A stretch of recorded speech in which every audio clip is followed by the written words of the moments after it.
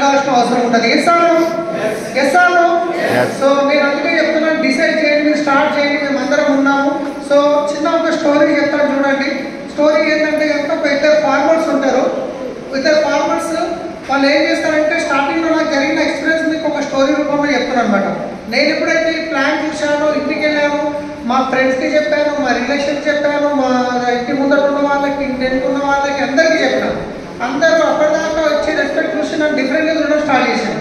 టీనేజ్లో నేను నిన్న మూడు దాకా కార్ వేసుకొని తిరిగి ఇప్పుడేమో సబ్బులు పట్టుకొని తిరుగుతున్నాను, రైట్? సో నేను వాళ్ళ మాట నమ్మలేదు. నేను నాకు ఎవరైతే పిలిచారో నాకు సిస్టమ్ ఏందో సిస్టమ్ని ఫాలో చేసుకుంటూ వెళ్ళాను.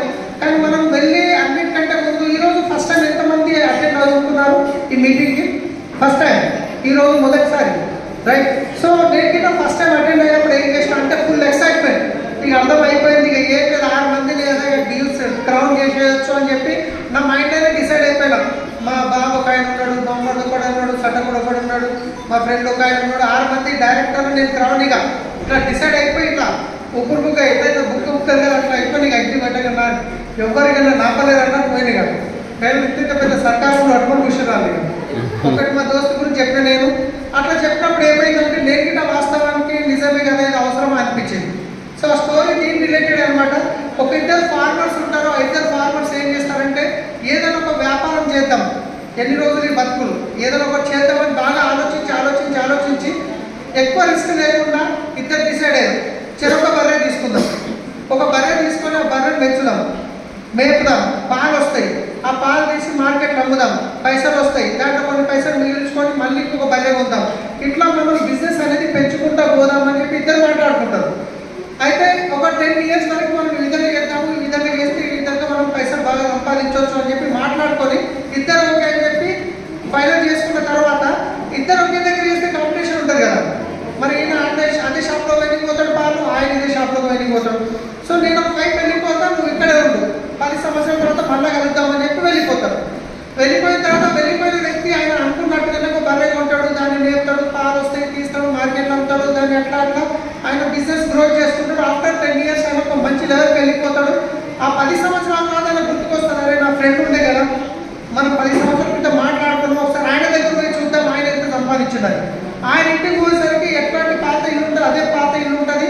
పోయి ఈయనదేనా కాదా అని చెప్పేసి డౌట్తో డోర్ కొడితే అమ్మకైనా గడ్డం పెంచుకొని చిరిగిపోయిన బట్టలు వేసుకొని బయటకు వస్తాడు. అరే ఏం నాకు ఇట్లున్నావు, మనం ఏమనుకున్నాం 10 సంవత్సరాల క్రితం మనం గుర్తుపట్టావు, మనం ఒక బిజినెస్ చేద్దాం అనుకున్నాం కదా, ఏమైంది ఇట్లా తయారయ్యావు, నువ్వు చేయలేదా అంటే ఏం లేదా, మన ఇద్దరం మాట్లాడుకున్నాం, అంత మంచిగా ఉంది. ఇంటికి వచ్చినాక నేను మా భార్యని మా ఫ్రెండ్స్తో అడిగిన, మేము ఇట్లా ఒక వ్యాపారం గురించి అనుకున్నాం, ఒక బర్రె తీసుకొచ్చి దాన్ని మేపి పాలు తీసి మార్కెట్ అమ్మి ఇట్లా చేద్దాం అనుకుంటామంటే వాళ్ళు ఏమన్నారంటే అంత మంచిగా ఉంది ఐడియా, నువ్వు కొనుక్కున్న బర్రె చచ్చిపోతే ఎట్లా అన్నారు. నాకు నిజమే అనిపించింది, పోనీ నీ అదృష్టం బాగుంది, బర్రె చచ్చిపోలేదు, బర్రె పాలు ఇవ్వకుంటే ఎట్లా అన్నాడు. అది గిట్ట కరెక్ట్ అనిపించింది. లేదు బర్రె పాలు ఇచ్చింది, ఒకవేళ బర్రె పాలు మార్కెట్లో కొనేటోళ్ళు దొరకకుంటే ఎట్లా అని చెప్పారు. సో నాకిట నిజం అనిపించింది, ఎందుకు వచ్చిన రిస్క్ అని చెప్పేసి నేను గిట్ట డిసిషన్ తీసుకోలేదు అంటారు.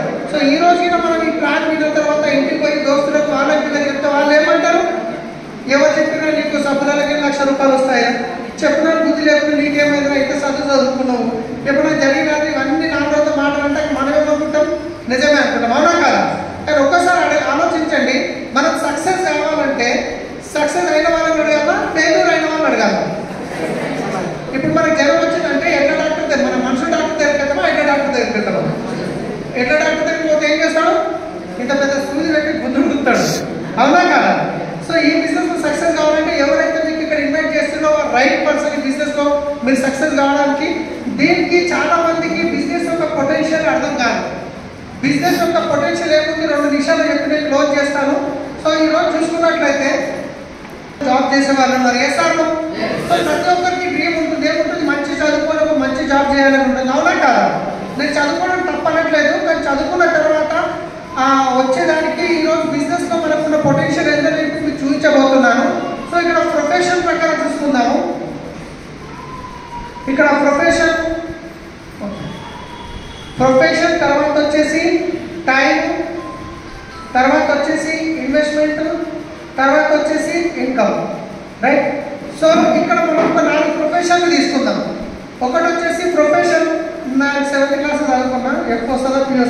కనిపిస్తున్నది ప్రొఫెషన్లో. ఏమొస్తారు టీచర్ ఉన్నారు కదా, ఎఫ్తో స్టార్ట్ అవుతా ప్రొఫెషన్ పీనే కదా, రెండు పెట్టిన పీనా.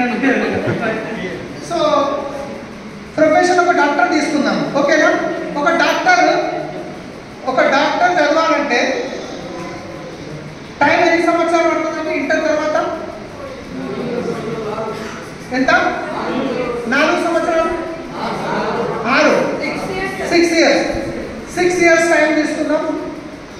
ఇన్వెస్ట్మెంట్ ఎంత అండి?